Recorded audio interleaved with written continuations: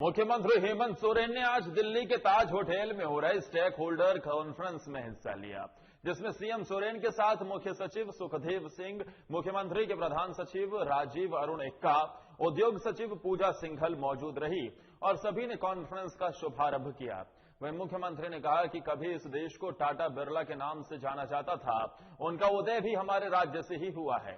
Bokaro steel plant या फिर Tata steel हो, यहां तक कि किसानों के लिए पहला फर्टिलाइजर प्लांट भी झारखंड में ही बना था। इसी के साथ सीएम हेमंत सोरेन ने उद्यमियों को झारखंड में निवेश करने के लिए आमंत्रित किया और कहा कि हमारे राज्य में किसी भी उद्योग को स्थापित करने के लिए किसी भी चीज की कमी नहीं है। इसी के साथ उद्योग सचिव पूजा सिंघल और मुख्य सचिव सुखदेव सिंह ने उद्यमियों को नई उद्योग नीति की जानकारी दी। वहीं उद्योगपति दीपक मारू ने कहा कि झारखंड में रिसोर्सेज की कमी नहीं है, लेकिन यहां की नौकरशाही व्यवस्था को सही दिशा में आगे बढ़ने नहीं दिया जा रहा है।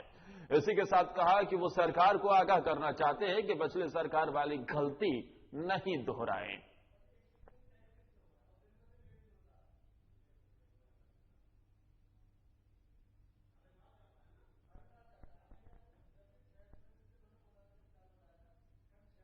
सीएम सोरेन ने स्टेक होल्डर कार्यक्रम में हिस्सा लिया है और इस मौके पर उन्होंने क्या कहा?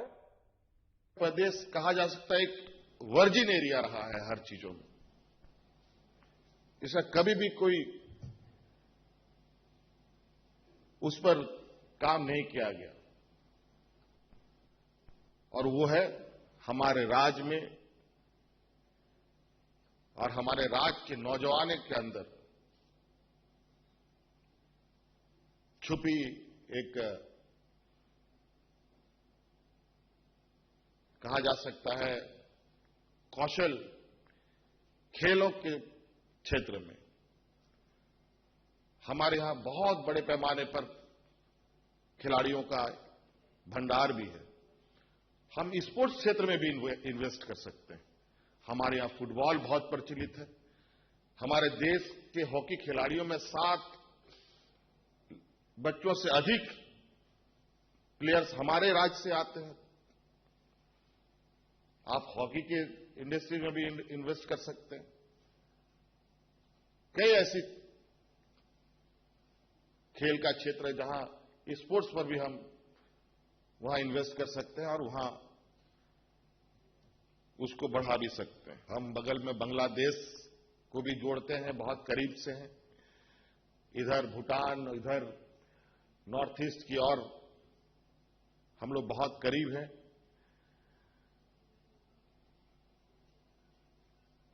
तो हम लोग बहुत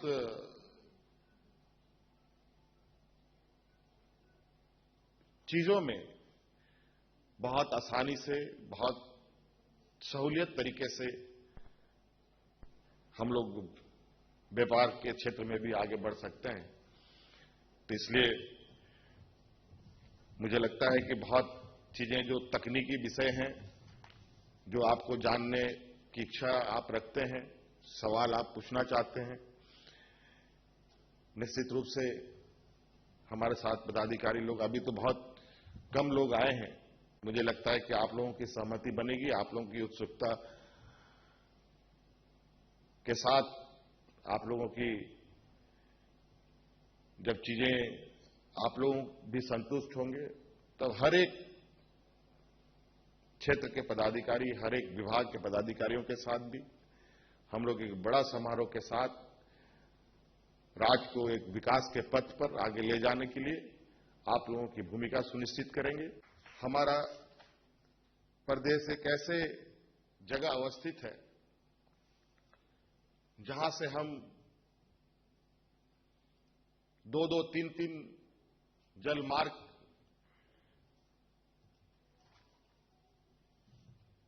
के रास्ते से भी व्यापार कर सकते हैं। जो हमारे पोर्ट नियरेस्ट है, बंगाल में हल्दिया है, जो लगभग 250 किलोमीटर दूर हमारे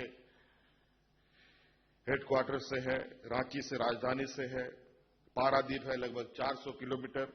साहेबगंज है जो अभी नया नया बना है, वो 350 किलोमीटर है।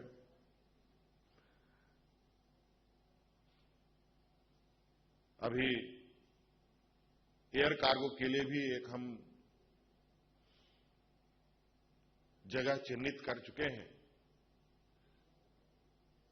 उसकी भी क्या संभावनाएं हैं ये तलाशी जा रही हैं और उसको डेवलप करने की दिशा में भी हम लोग आगे बढ़ रहे हैं। हमारे पास पानी है, हमारे पास बिजली है, हमारे पास जमीन है, हमारे पास मैन पावर है। लाखों लोग इस पैंडेमिक के सिचुएशन में ही पूरे देश के लोगों को लगा कि किन किन राज्यों से कहां कहां लोग रोजगार की तलाश में जाते हैं। शायद किसी राज्य को पता होगा कि किसी के राज्य से कितने लोग कहां कहां जाते हैं। हमें भी पहली बार पता चला।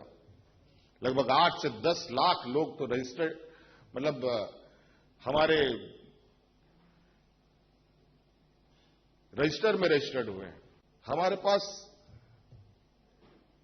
कमी मुझे लगता है किसी चीज की नहीं है, बस थोड़ी सी इच्छा शक्ति की आवश्यकता है। आपको देखकर आश्चर्य होगा कि आज आपके समक्ष खड़ा हूं और जो मैंने बंडी पहनी है ये हमारे झारखंड प्रदेश के महिलाओं के द्वारा बनाई गई ये बंडी। थोड़ा सा हो सकता है टेढ़ा मेढ़ा हो, डिजाइनर ने नहीं बनाया है वैसा। यहां पर जो बड़े बड़े डिजाइनर्स होते हैं, हमारे लोकल डिजाइनरों ने इसको बनाया है। इसको थोड़ा सा रिफर्निशिंग किया जाए